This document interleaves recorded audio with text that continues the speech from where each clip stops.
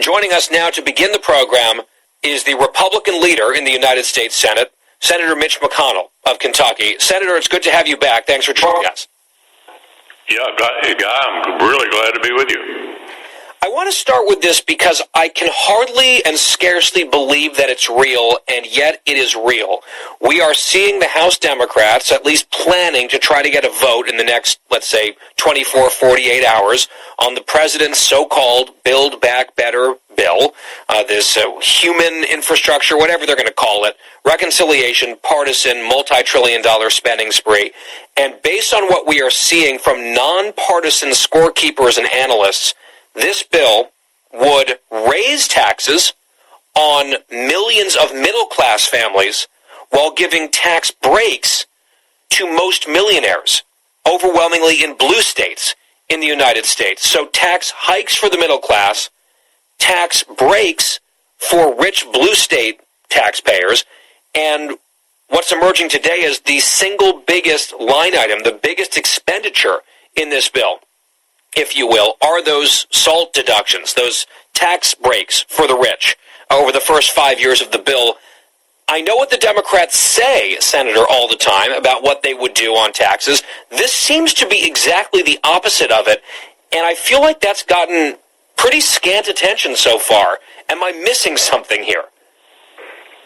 Well, it hasn't got any lack of attention on our side. I mean, what's happening here, guys? The Speaker is marching the House Democratic Conference, at least those that put them in the majority, in swing states, right off a cliff, marching them right off a cliff, pursuing this ideological transformation of America into Bernie Sanders' vision of what the country ought to be.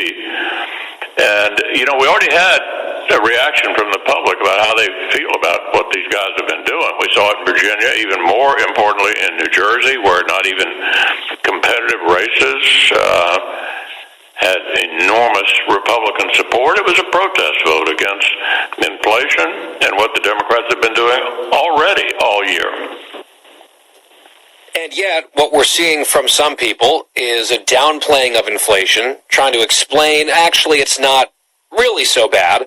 And what we need to do to combat inflation and make everything feel better is to spend trillions of new dollars in new spending.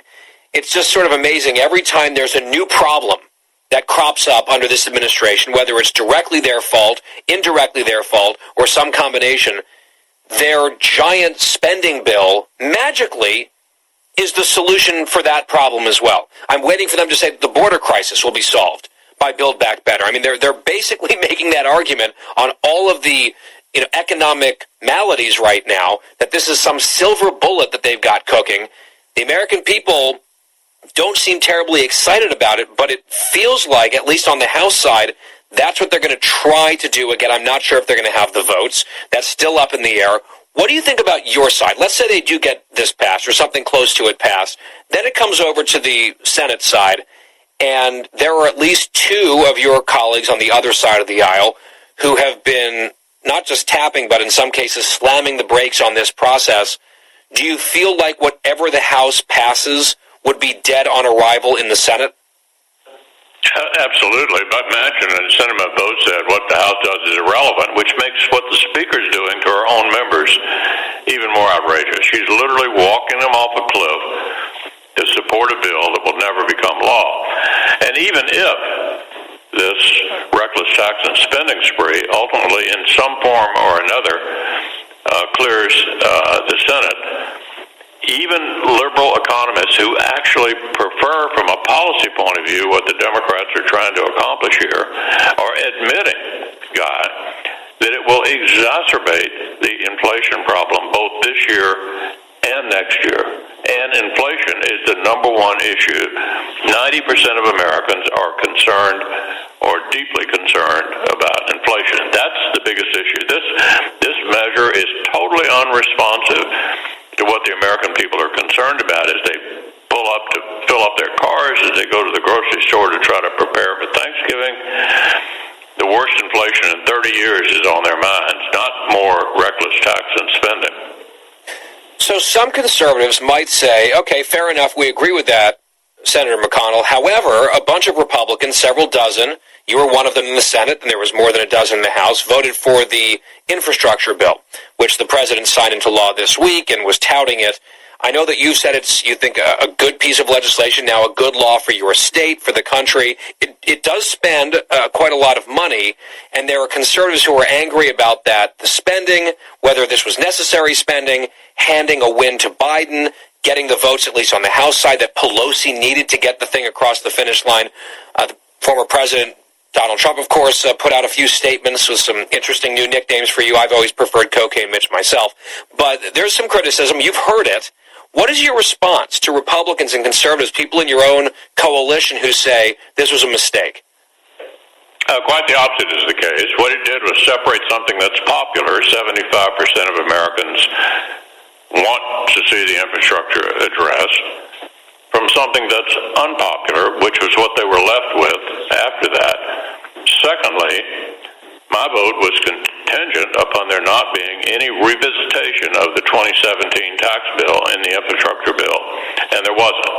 Not a single tax reduction item in the comprehensive tax bill of 2017 was altered in the infrastructure bill. And it was largely paid for. You could argue it wasn't fully paid for, but it was overwhelmingly popular. It didn't raise taxes, and it separated out from the rest of the bill the popular part, leaving them only to deal with what I would call the spinach, the sugar having already cleared. Since you mentioned the 2017 tax reform bill that was signed into law by President Trump, passed by a Republican Congress, I just want to briefly stick there for a moment because I know it feels like we're sort of rehashing the past, but the Democrats at that time threw everything they had to try to stop that legislation from passing. The media largely played along. This is so irresponsible. It's Armageddon. It's the end of the world. People are going to die.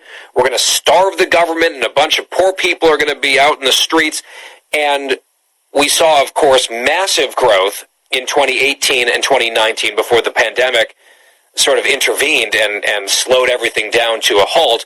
We also have seen record government revenues because of that growth, and even a record haul from corporate tax rates this past year.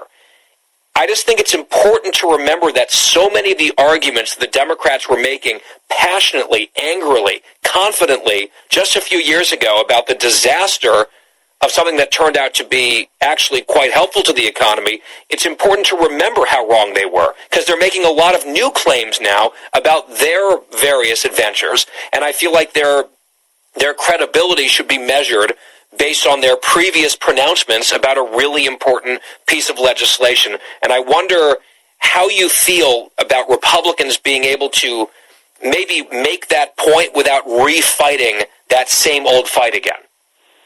Well, I think it's a point worth making. We got a report card on the success of the 2017 tax bill.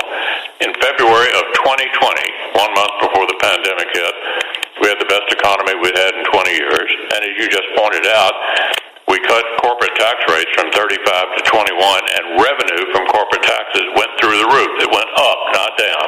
So everything they said about the 27 tax bill was demonstrably and provably false. And they wanted to revisit that in the infrastructure bill. I said, we're not doing that. That was the key to getting 19 Republicans to support something that 75% of the American people think was in their best interest. Senator McConnell, I know you're up on a hard stop here in just a moment. I do want to ask you this quickly. We've been asking some of our guests this week about it. Is there, with Thanksgiving exactly 1 week away, is there a Thanksgiving tradition in your household, in your family, that is either unusual or particularly meaningful to you?